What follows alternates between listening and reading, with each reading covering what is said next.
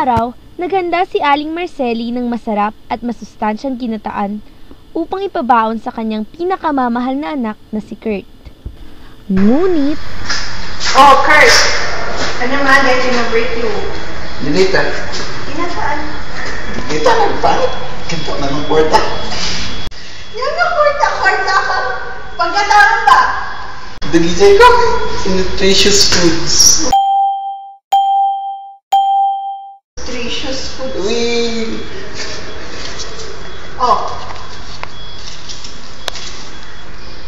Dito. Nako na, mama. Bye-bye. Bye mo.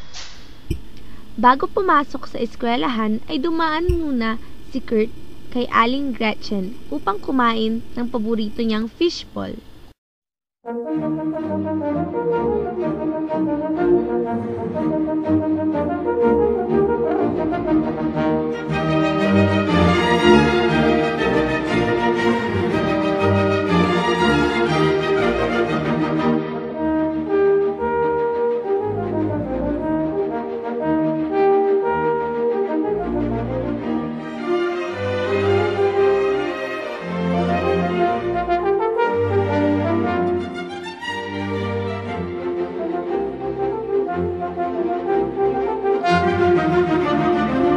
Tuwing recess naman, imbis na kumain ng masustansyang pagkain, ay binusog ang tiyan sa chichirya.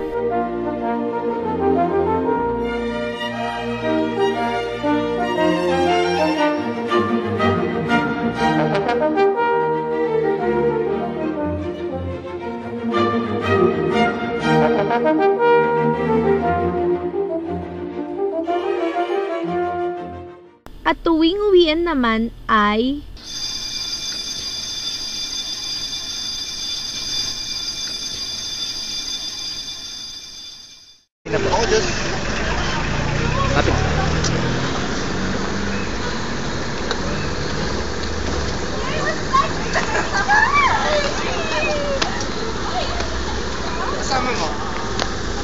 Pagdating sa bahay ni Kurt, ay masama na ang kanyang pakiramdam dahil sa mga nakaing hindi nakakabuti sa katawan.